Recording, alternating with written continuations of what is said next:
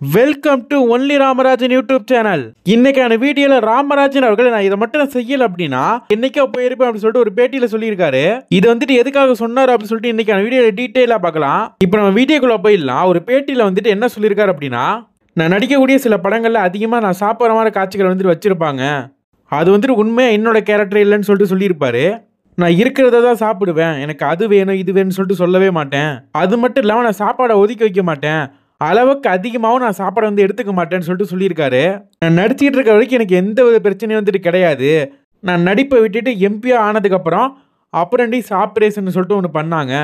இப்போ இருக்கிற நிலைமையில இருக்கிறதே பெரிய விஷயம்தான். என்னோட உடல்ல இருக்கக்கூடிய மிகப்பெரிய ஒரு பிரச்சனை அப்படின்னா இந்த உடல் வாகுவான் அப்படின்னு சொல்லிட்டு சொல்லியிருப்பாரு. இப்போ வந்துட்டு ராமராஜன் அவர்கள் நிறைய பேர் குண்டா இருக்காங்கன்னு சொல்லிட்டு சொல்லிட்டு இருக்காங்க. அது ஒரு மிகப்பெரிய ஒரு குறையா இருக்குன்னு சொல்லிட்டு சொல்லியிருக்காரு. ஆனா நான் இப்படி மட்டும் இல்லை அப்படின்னா நான் என்னைக்கோ போய் சேர்ந்துருப்பேன்னு சொல்லிட்டு இப்படி வந்துட்டு எமோஷனலா சொல்லியிருக்காரு. இது மட்டும் இல்லாம கரகாட்டக்காரன் படத்தை பத்தி பேசியிருக்காரு.